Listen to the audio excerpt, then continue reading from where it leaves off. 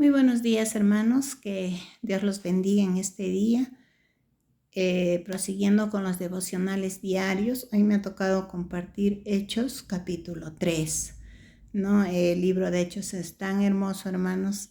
Es un tiempo nuevo en el cual nosotros tenemos que darnos cuenta y poder leer este libro, ¿no? Son mensajes, son cosas preciosas que el Señor nos presenta en este libro.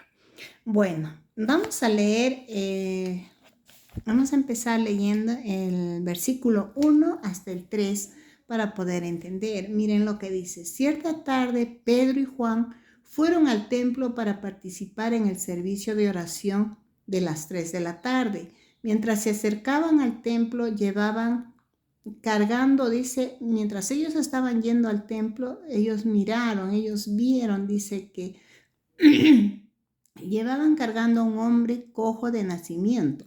Todos los días lo ponían junto a la puerta del templo que se llama Hermosa para que pidieran limosna a la gente que entraba. Cuando el hombre vio que Pedro y Juan estaban por entrar, les pidió, ¿qué dice? Dinero, ¿verdad? Entonces, dice la palabra, ¿no? Que era traído, dice, todos los días un hombre cojo de nacimiento a pedir limosna, ¿no? A este lugar que era el templo, y ahí lo sentaban para que él pidiera limosna. Pero, perdón, este hombre simplemente dice que quería ser apoyado en la condición en que él se encontraba. O sea, su condición era mala, ¿no? Porque él era un hombre cojo y lo único que hacía era ir a pedir limosna. Pero como muchos de nosotros no hemos entendido, Dios tenía algo mejor para él, ¿no? Dios tenía algo mejor. Jesús quería cambiar su condición completamente, ¿no? Pero él creía que no tenía otra opción. Él creía que esa era su única opción.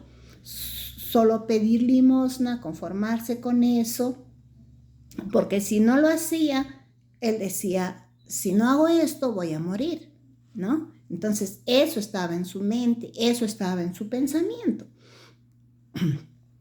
Entonces, y este hombre, ¿no? Lisiado, cojo, creía que tenía una buena razón para creer que pedir limosna en el templo estaba bien, ¿no? Él creía eso, que el pedir la limosna estaba bien. ¿Por qué? ¿Saben por qué?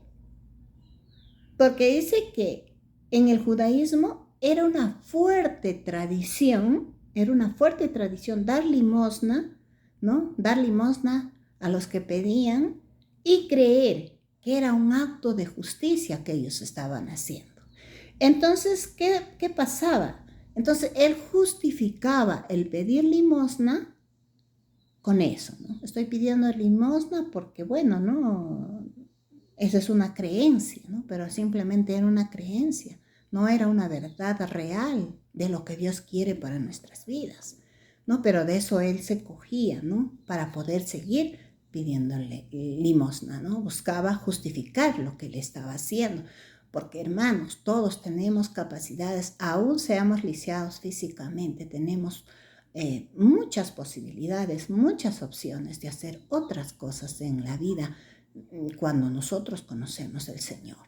Bien, ¿no? Entonces, ahora, en el verso 4 y 6 lo vamos a leer, dice, ahora, ¿qué él hacía? Él simplemente se dedicó a eso, ¿verdad?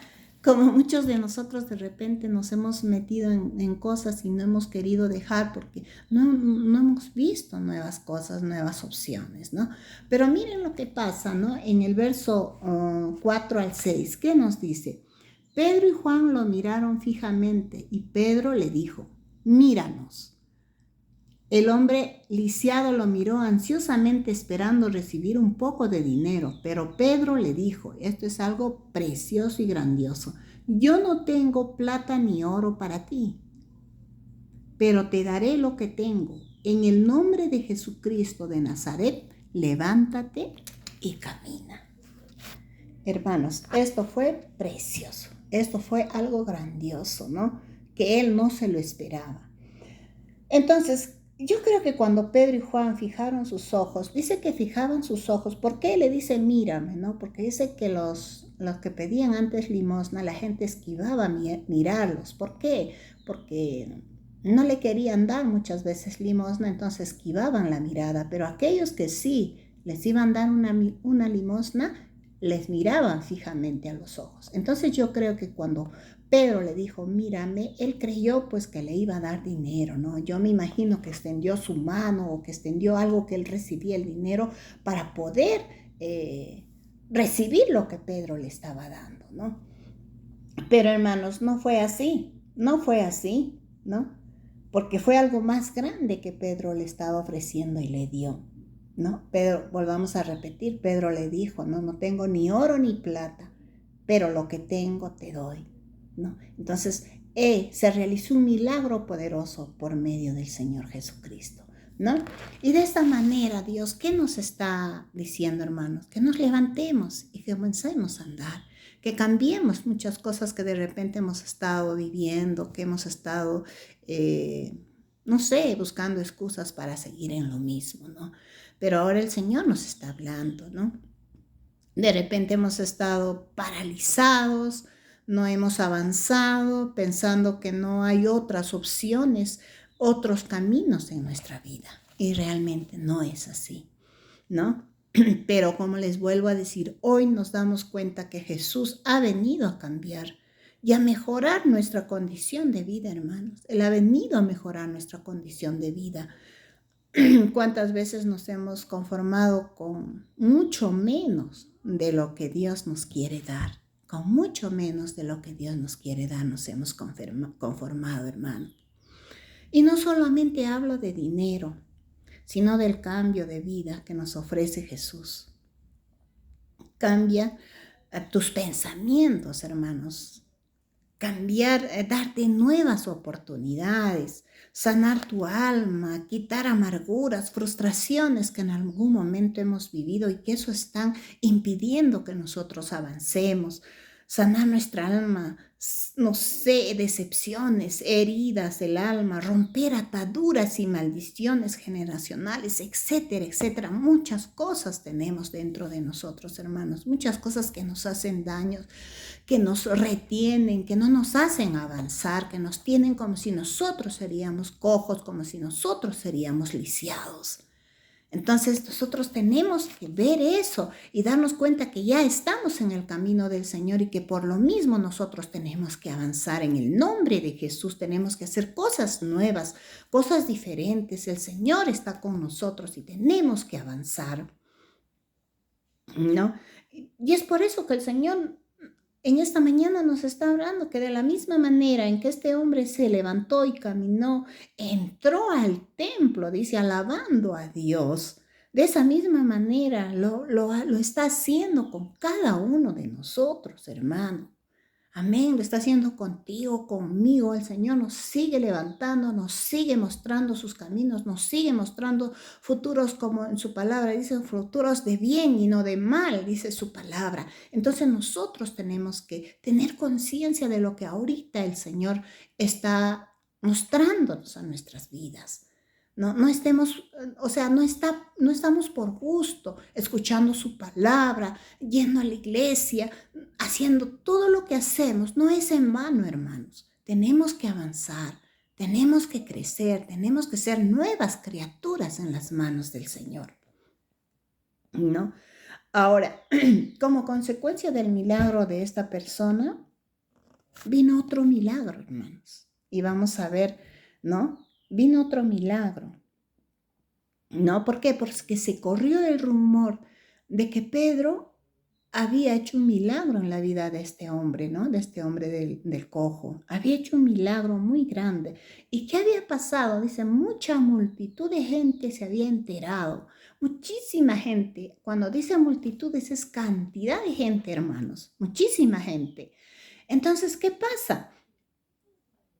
¿Qué pasa? Entonces, dice que la gente empezó a buscarlos, ¿no? Empezó a ver qué había pasado, ¿no? Y dice que ellos se encontraban en el pórtico de Salomón, después de haber salido de su oración, porque ellos habían ido al templo a orar, ¿no? Entonces, saliendo de eso, dice, ellos estaban en el pórtico de Salomón y ahí se habían juntado multitudes de personas, hermanos, ¿no? Entonces, para saber qué había pasado, ¿no?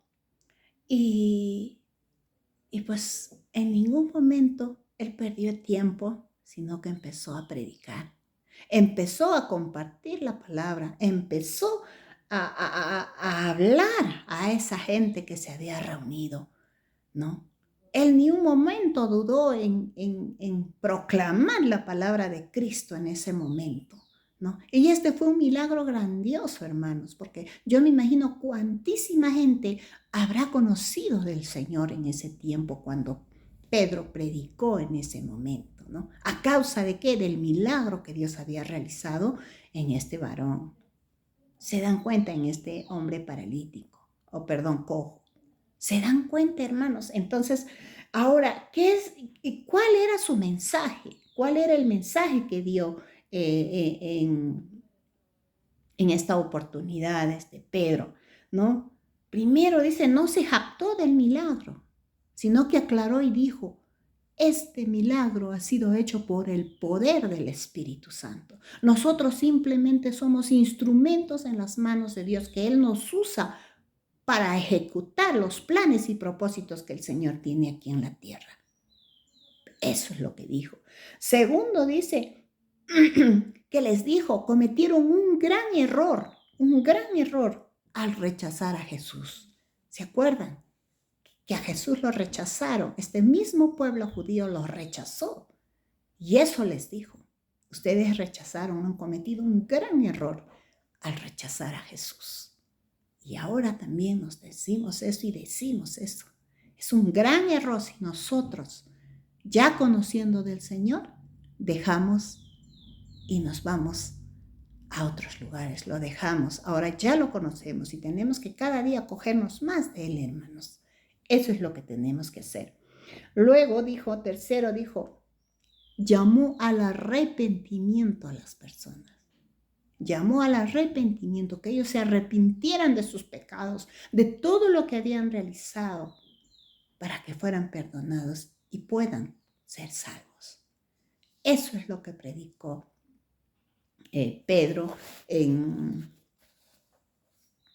la prédica que él hizo en el templo. ¿Se dan cuenta, hermanos? Y eso mismo nosotros tenemos que hacer. Eso mismo nosotros tenemos que imitar lo que Pedro hizo, ¿no? Tenemos que hablar, tenemos que predicar de los milagros que el Señor ha hecho en tu vida, en mi vida, y darlo a conocer. Amén, hermanos. Gracias, hermanos. Espero que esta palabra haya sido de bendición para sus vidas y que el Señor pueda abrir los cielos a favor de ustedes.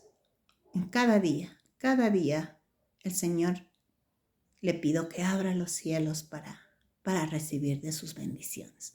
Gracias, gracias.